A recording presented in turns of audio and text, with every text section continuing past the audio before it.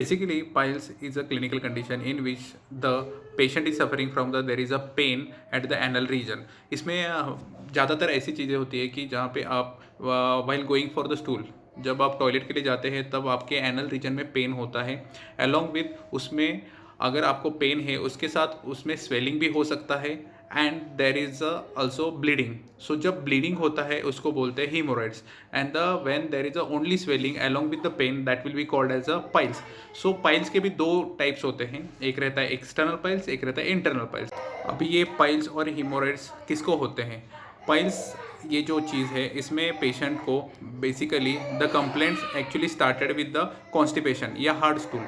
So there is a prolong constipation और the hard stool causing also there is a other causes.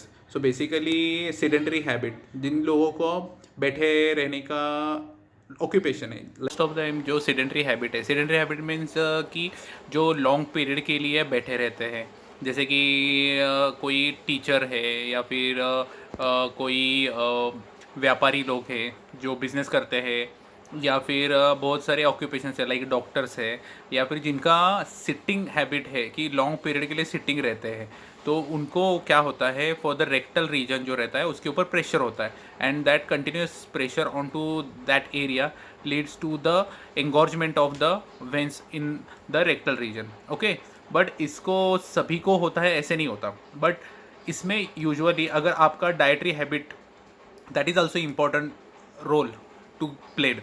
इसमें क्या होता है कि अगर आपका पेट साफ़ नहीं हो रहा है, हार्ड स्टूल हो रहा है या कॉन्स्टिपेशन हो रहा है, तो आपको स्ट्रेन करना पड़ता है, और स्ट्रेन करने के लिए आपका जो रेक्टम एरिया है, जो टॉयलेट की जगह है, उसके ऊपर प्रेशर करने की वजह से वहाँ पे सूजन आ जाती है। और ये कभी कभी वो सूजन आती है वो कंटिन्यू प्रोसेस के थ्रू होता है, लाइक कि हार्ड स्टूल हो रहा है बहुत दिनों से, या फिर कॉन्स्टिपेशन हो रहा है कि आपको स्ट्रेन करना पड़ रहा है, स्टूल करने के लिए स्ट्रेन करना पड़ रहा है, और स्ट्रेन करते करते आपको बहुत सारी टाइम ऐसा प्रेशर क्रिएट करने की वजह से वहाँ के जो रेक्टल मसल्स रहते हैं एंड द वेंस रहते हैं उसके ऊपर प्रेशर आता है। So that area got swollen, माने सूजन आ जाती है, और ये सब चीज़ों की वजह से आपके जो एनल एरिया है वहाँ पे सूजन आती है। तो उसमें भी एक एक्सटर्नल और एक इंटरनल रहती है। So the external piles will be visible, या आपके हाथ को जब भी आप टॉयलेट करते समय, आप वॉश करते समय आपको लगता है कि कोई मांस आया है या कोई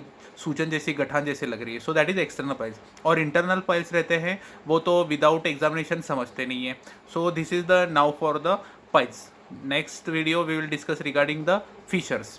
and for the piles the pain mostly कैसा रहता है कि थ्रोबिंग, थ्रोबिंग माने जैसे कि इन लोकल लैंग्वेज मराठी में बोलना चाहते हो तो ठणकते, डॉक्टर बसता येत नहीं, ठणकते फार, ये एक बोलते हैं। जैसे कि ठन ठन या ठेस लगती है उसके बाद जैसे पेन होता है ना, वैसा पेन होता है। दूसरी बात होती है कि पेशेंट बोलता है कि वहाँ पे ऐसे कोई सूजन है जो मुझे बैठने पे बहुत दिक्कत करती है, टॉयलेट पे ठीक से कर नहीं पाता हूँ।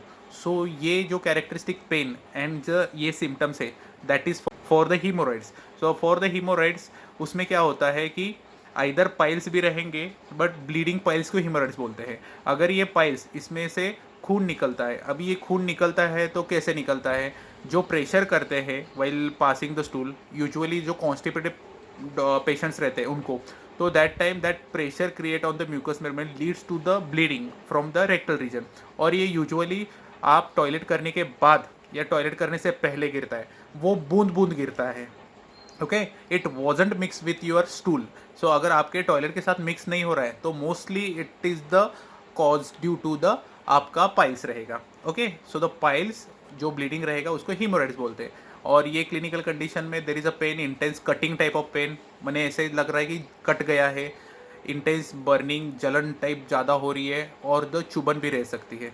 सो this is for the bleeding piles और द